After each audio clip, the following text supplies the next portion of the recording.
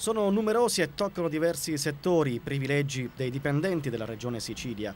20.000 lavoratori dislocati su tutta l'isola che possono utilizzare più permessi sindacali rispetto agli statali, che hanno più giorni di malattia a disposizione, che possono contare su prestiti agevolati e bonus matrimoni, lutti o nascita di un figlio. È senza dubbio un sostanzioso vantaggio economico e non solo rispetto ad altri lavoratori. Le strade dei privilegi per gli impiegati regionali sono infinite per i dipendenti, ma anche per i pensionati e per le loro famiglie. La Regione mette a disposizione tutta una serie di bonus per rendere la vita migliore. Matrimoni in vista? Pronti 150 euro di contributo.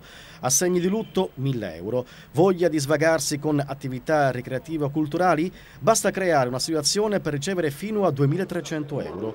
Incredibile ma vero, e se poi vi è voglia di vacanze al mare o in montagna, queste associazioni possono ottenere fino a 300 euro di contributo per turista.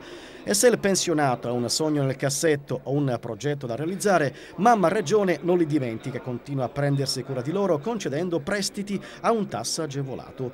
A garanzia sarà richiesto il TFR e ai pensionati una polizza assicurativa. Ed ancora, nei permessi sindacali, nonostante il taglio del 30% dei permessi retribuiti, la Corte dei Conti ha sottolineato che la differenza con l'ambito nazionale è sostanziosa.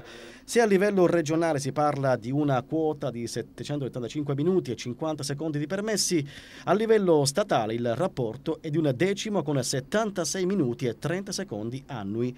E così assentarsi dal lavoro è sempre più semplice. Gli uffici del personale però non riescono a spiegarsi il boom di assenze di quest'estate. Tra giugno e agosto i regionali hanno accumulato circa 41.500 giorni di assenze per malattia retribuite e non retribuite rispetto alle 38.100 del 2011. Ben 3.000 giornate in più di assenze, come se un'epidemia avesse colpito gli uffici d'estate.